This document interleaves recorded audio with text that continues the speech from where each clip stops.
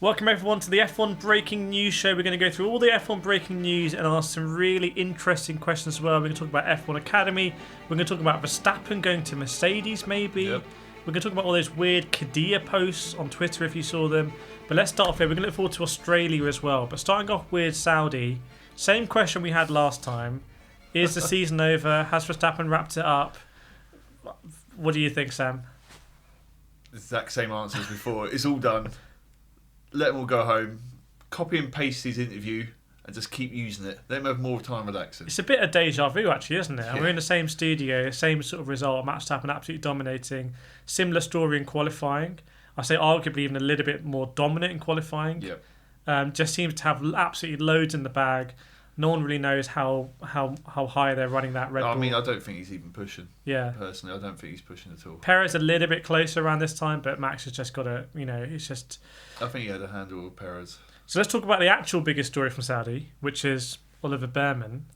So big question, do you think Oliver Bearman did a good job or not? I think he did a brilliant job. I think with just FP3 and in qualifying and race, I think he did an amazing job. I know he'd obviously just put on pole for F2. Yeah. Which I can't lost imagine. Lost the points as well. That's a very, lost the points. It's a very quick promotion. Oh, pole. Yeah. Let's go straight to Formula 1. I would love that. If you get pole in F2, you automatically get a drive. Unless you have another car ready. I think he's done amazing, personally. So we recap. Bearman, very unlucky to not get through to Q3 in quali. He's just one place out. I think it was Tsunoda actually basically pushed him out because Hamilton was just ahead, but it was really Tsunoda is sort of like. I think he missed that by half a tenth. Yeah, it's always very close in that part. Yeah. And then in the race, I think because Hamilton and Norris shot themselves in the foot being too ambitious about getting another safety car, he was able to hold on. And you could see that the Ferrari mechanics told him that, Bearman, they're going to catch you. I mean, it's nice watching Ferrari for a change actually supporting the driver. Like over the past couple of years. It was actually, Yeah, like they're walking through it, talking him through it, giving him encouragement, telling what he needed to do. It was really nice to actually see Ferrari acting like a team. How much have you followed Bearman's sort of rise through the ranks, UK driver? I don't know too much about. I know he's Italian F4, F3, F2. I know he's a big name in the junior series. I know he was a Honda Cadet champion in Super 1, and that's all I know from him. But he's done an amazing job to end up as well. He's only half a second slow. His best lap was only half a second slower than Leclerc. And we know if you watch this show, you know that we rate Charles Leclerc quite highly. And actually, going on to Charles Leclerc, I just think like this guy is doing everything that's being asked of him. Like his rate of getting those podiums and qualifying on the front row is, he's doing a better. I know he got beaten by Perez, but he sort of feels like he's doing a better job than Perez, for example. Yeah, he's got a lot. His base is a lot lower. Like his car base is a lot lower than Red Bull. If you put Perez and Leclerc, we both know who's going to win that one. If you put them both in the same car, he is driving so much better than that Ferrari is. Yeah. And I know that Verstappen's dominating at the moment. This is what, if you're new to Formula 1 or you join in like 2021, this is how it goes. You have like the last 20 years, like Schumacher, and then you have like Vettel, and then you have Hamilton, now you've got Verstappen. But I think there's something brewing with Leclerc. Like if he gets the opportunity, he'll definitely take it. He will grab it with both hands. Exactly, because it's that weight of all that stuff. So I'm really enjoying Leclerc. He comes across really well as well. So now let's go on to a very controversial question. Is Piastri a better driver than Lando Norris right now? He's making himself some good claims to be a better driver than Lando. I don't think he's a better driver than Lando at the moment. I still think he's a little bit behind him, but he's. Why do you say that though? When Piastri, I know Lando had the different strat, but Piastri outqualified him. He did, and he's beating him in the championship at the moment. But I just think Lando's. It's just something about Lando. I think he hasn't got into a groove about it yet. Yeah, he's there. He's having a great time. I just don't think he's got into a groove yet. I think throughout the course of the whole season, Lando will beat Piastri. Yeah. But it'll be a lot closer than last year, which was close enough anyway. By the end of the season, they were really matching each other. Yeah. But I don't think he's as fast, but give it a couple of years, he's definitely up there who can be a world champion potentially. So I agree. I 100% agree on that. I think he's great signing from McLaren. We know that he was with Alpine, and the whole thing about the press release. Yeah, he's done well. Get out of that. Yeah, he's done really well. Is that move of the century? Yeah. I think Lando Norris has taken his eye off the ball here. I think he has too many off track interest. I sound like one of these people that has a go at Lewis Hamilton for like having interest, but I feel like Lando, the margins are so close to him and Piastri. I just feel like he's got Quadrant, he's got his other lifestyle thing, he's doing this other thing. The golf. He's doing the Netflix golf thing. Yeah, and I feel like Piastri, so we have friends in common with Lando, we know people in Quadrant, we've raced with them. Yeah. I know about Piastri a little bit, I use software from his dad, and so it's very different camps, and I feel Piastri, he is walking the walk and he's not talking at all.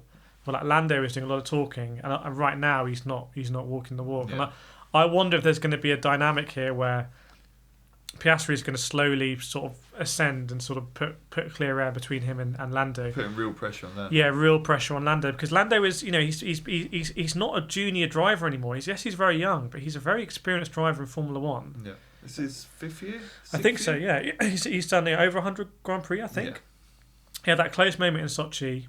Close moment in Monza as well, where Ricciardo won, but it hasn't really worked out for Lando recently. Although, as you noticed, I think since Silverstone last year, Lando's actually he picked up a lot of points in the last season, but he didn't get that sprint race victory. So speaking about an old teammate of Lando, Daniel Ricciardo, I've got a note here. It says, "Is Daniel Ricciardo washed?" Because if we just go through what happened in Saudi, he didn't qualify very well. Sonoda got into Q3. Daniel was nowhere near. Yep.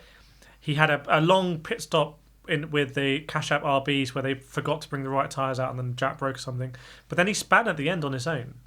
And I've never known a driver who is so close to getting in the fastest car in Formula One, but also seems to be so close to being dropped. So how does that work?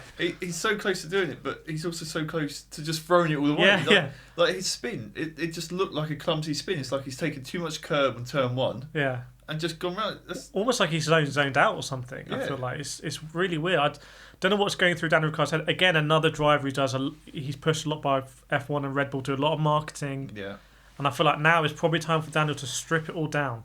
He was lucky, right, because he broke his wrist and Liam Lawson came in. And Liam Lawson didn't do anything wrong, picking up points. And yet they backed Daniel Ricciardo. It's a really weird dynamic at Red Bull right now. The whole Red Bull thing is like, could either dominate for the next however many years or could completely implode. Like, it's just, I've never seen anything like this. And I think it's going to implode shortly. Yeah, so the latest drama is that Christian Horner, a lot of rumours saying he might not even be team principal by Australia. And you just got to wonder, what does that do? Who's going to step up? Someone will step up, but how resilient is that organisation? How much is Christian Horner at the heart of it? If you lose Horner, what's that mean with Newey? What's that mean with GP? Yeah. All of them. Newey said I think it's no secret, he'd love to design a Ferrari. Yeah. So the Newey Hamilton. Can you imagine Newey and Hamilton exactly?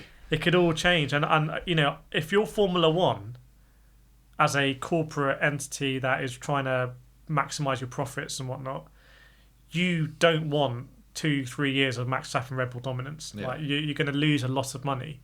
If you have some sort of chaos, as I've said before on this show, I think Formula One requires actual chaos and drama off track to literally sustain itself. Yeah.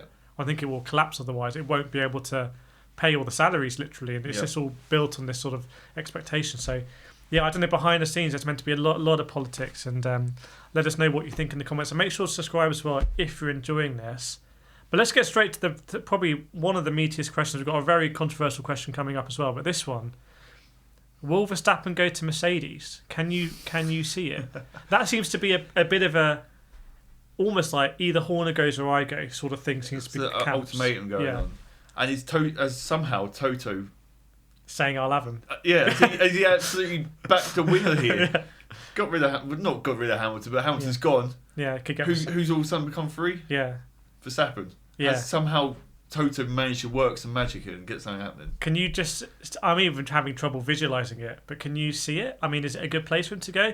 Mercedes saying they got some problems with their simulator, apparently, which seems like pretty late in the day to find that out. Yeah, I mean, the season's already started. But then you've got Russell, you're going to assume Antonelli's going to go there as well. Well, either or now. Yeah. And now Verstappen, you've got 3 great young drivers. Okay, let's ask the question. Do you think Max Verstappen in the current Mercedes is winning races? It's definitely podium. Let's say you got Ricciardo and Perez in the Red Bull. Is he beating them? Yes. Oh! I think he is. I think he's beating them. That is a juicy question, that one. Yeah. That is a juicy one. I think he's beating them. What about you? What do you think then? Now I think about it, I would love to see Verstappen in not the fastest car. But then again, we say that with all of them. All the drivers, we always want to see Hamilton not in the best car. And now he's not. Yeah, and then we always want to see Schumacher not in the best. It's the reality it's all about the best car. Sadly, that's where it is. Yeah. But it would be great to see it. So if you're Verstappen, right, and bear in mind he's been in Formula 1 now for like almost 8 years or something like that, even though he's so young, he got fast track ridiculously stage. Like, let's say it implodes at Red Bull and your camp is out. Mm-hmm.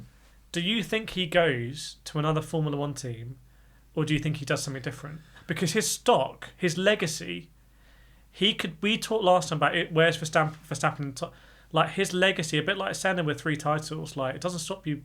Yeah. His legacy would be almost he left on his terms. He was so good, the sport got boring.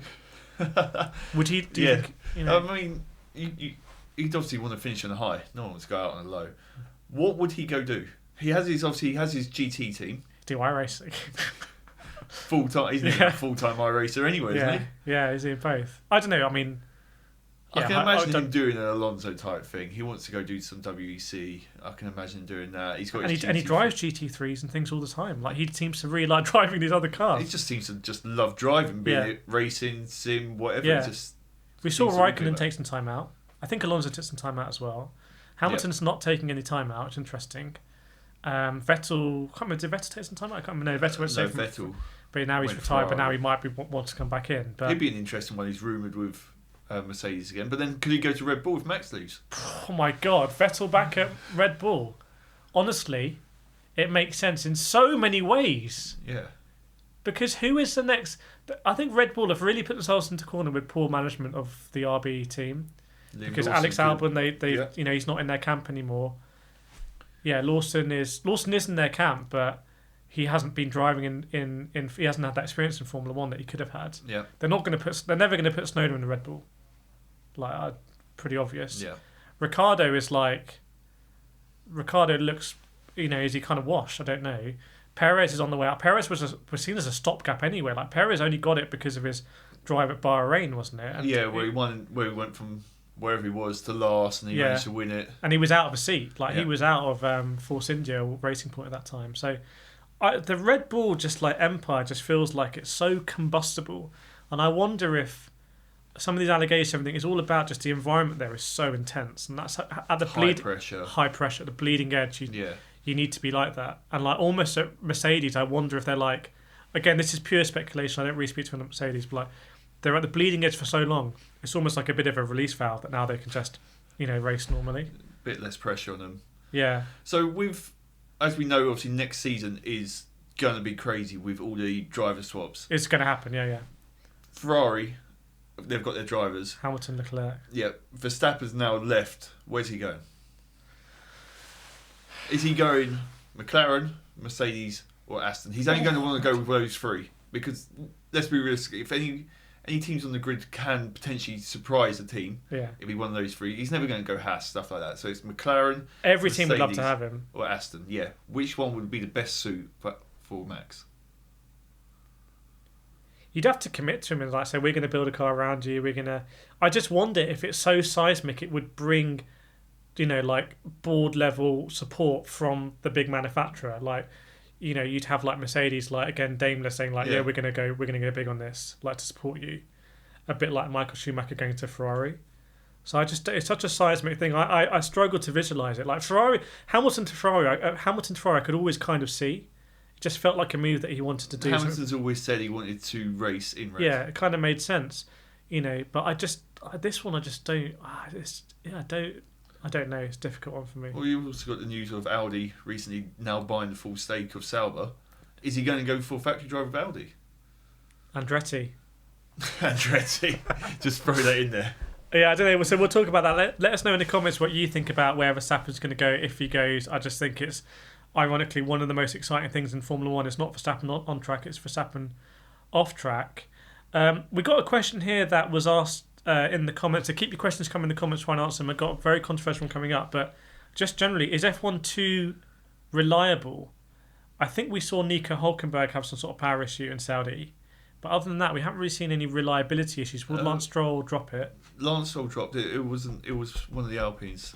Oh yeah, Gasly on there had a weird issue. Like that's the Alpine. They're far too reliable. Yeah, we need the uncertainty of what's going to happen. Like we all know basically now, 10 laps are done, but that's pretty much going to be your race finish. Yeah, you know what it is. Maybe they might change 1 or 2 places. Yeah, you need the uncertainty to make the sport exciting, engaging. It kind of makes you want to watch to the end because you don't know what's going to happen. I think people are dozing off halfway through, and like honestly, I've been guilty of that myself. Yeah, it's like you go in with the hope of it, but then it's just like, okay, I can see how it's panning out. We have a great community on our watch alongs, so if you're here and you're from the watch alongs, we're always following the stories, but at the high level. Yeah, and honestly, I also feel like the cars are just too glued to the track. Like the ground effect, I don't think it's exciting to watch a spectator. I think it's exciting to watch as a racing driver. We see the onboards, like, whoa. Yeah. And at Saudi to see how close they were to the barriers, and some drivers like Stroll or Bearman sort of hitting or glancing them. But I just feel like you want to see drivers wrestling with them. And then you come into the sound and everything as well. So you've got they get out of the cars. I mean, they look like they've just gone for a Sunday drive. Yeah, they're not. It's no. I mean, Oliver Bearman said a really interesting in his interview. He said in Formula 2, it feels like you're pushing the limit of the car. Yeah. In Formula 1, it's pushing the limit of the driver. But I actually don't.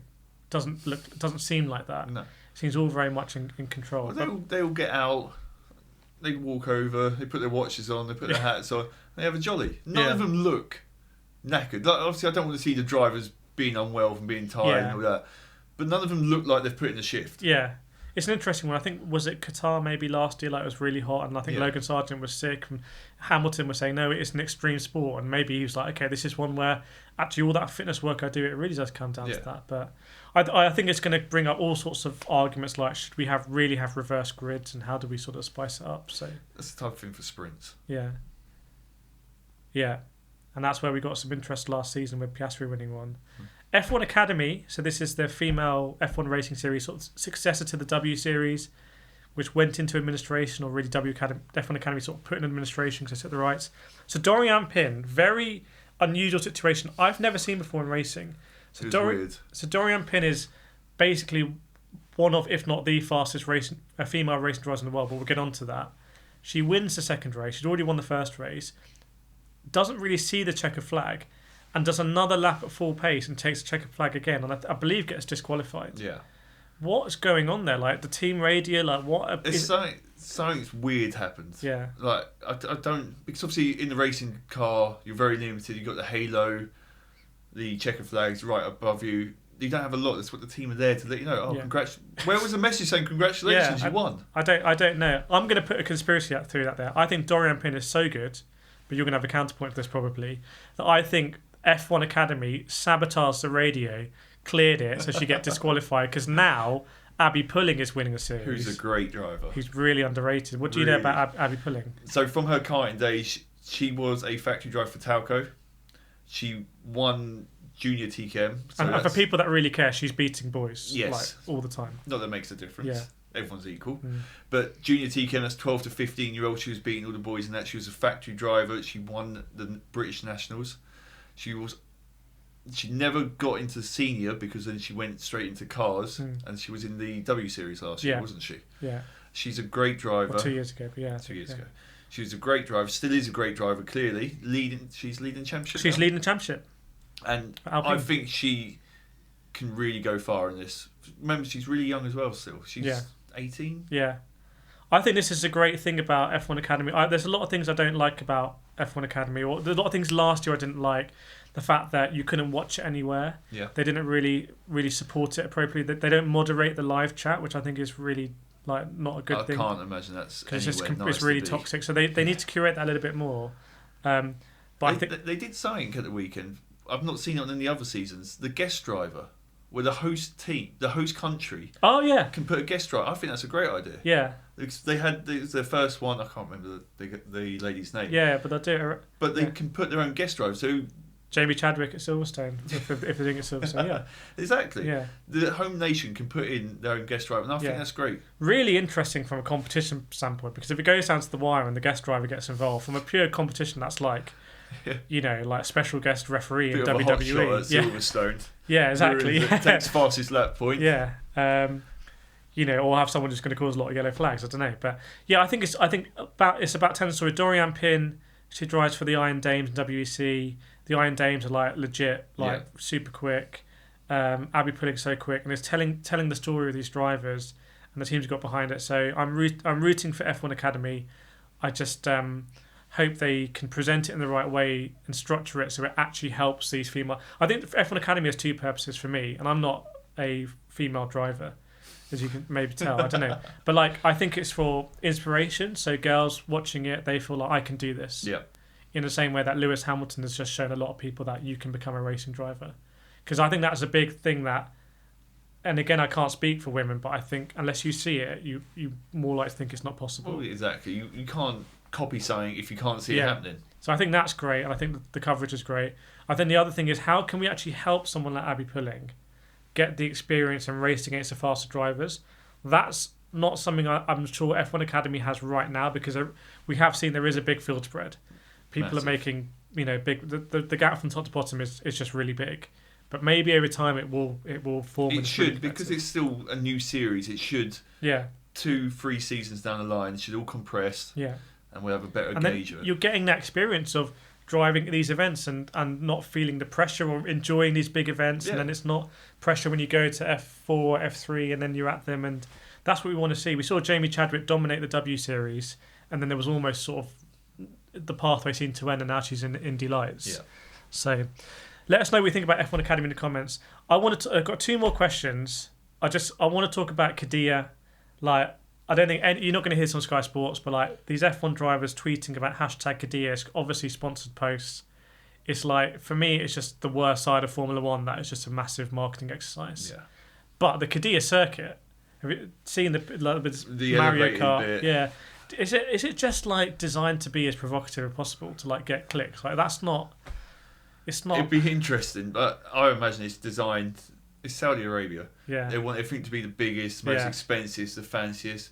What haven't we got in Formula One yet? Oh, we haven't got a bridge 50 metres off the floor. Yeah, I guess it's the way no one else has got this. But they've got the fastest street track. Now they want the highest bridge. Yeah, but hashtag Kadia. Right. So this is the big question. If you made it this far, put a F emoji in the chat. Who are the top 5 fastest drivers in Formula One right now? So we've got 20 drivers. Who are the top 5? Your top 5, my top 5. Start of the season or as of last race? As of now. As of right now. Max, Charles. Not as easy as you might think. No, Max, Charles. Oh, there's a big old midfield. No, this is where it's all about. Max and Charles are easy. Yeah, they're always going to be 1 and 2. No, I agree. Max, Charles. Yeah. I mean, do you? I want to say Alonso because I don't know what it'd be like. I mean, he's outperforming that Aston. That's 5th place. He's outperforming the Aston. All right, Max, Charles, Alonso. Hamilton. I want to say Hamilton. I desperately want to say Hamilton because we all know what he's like. We all know, but he's been outperformed by George. People are saying different setups and stuff like that. I want to say I'll go with Hamilton. I'm surprised wearing an Alex Albon shirt. You're not saying Alex Albon. I mean, and Alex Albon number 5. There we go. Wrapped it up. So I think for me, I'm going to go Verstappen, Leclerc. I'm going to go Albon, and then I think it's really difficult. Is George Russell doing a really good job in a car that's the compromised? thing. This Piastri. Yeah. Gasly and Ocon, Gasly and Ocon, you just don't know. And Hulkenberg had a cracking race. Yeah, I mean, you just don't is he massively outperforming that Haas? Yeah. This is the thing about Formula you don't know. But I guess I've got to do top 5. So do Verstappen, Leclerc. I'm going to go Albon. I'm going to go. I just don't know whether Lewis Hamilton is washed right now. He's getting beaten by Russell all the time. So. I wanted to say Hamilton, but I don't. It's weird. I said Hamilton. Yeah. And in his prime all day long. Yeah. But right now. I think I'm going to go Piastri. Yeah? Yeah, I'm going to go number 4. Number 4, Piastri. And then I think I am going to go Alonso. I'm trying to think of drivers who are really out-qualifying their teammates. Yeah. Albon, Alonso. Does Alonso have a teammate? Does he have a teammate? We say Lance Stroll won an F1 race for Max Verstappen. Yeah. But it's difficult to say. Anyway, let us know in the comments what you think. And Really hope you enjoyed the F1 Breaking News Show. Your support is amazing. Please make sure to subscribe if you have, and we will see you next time.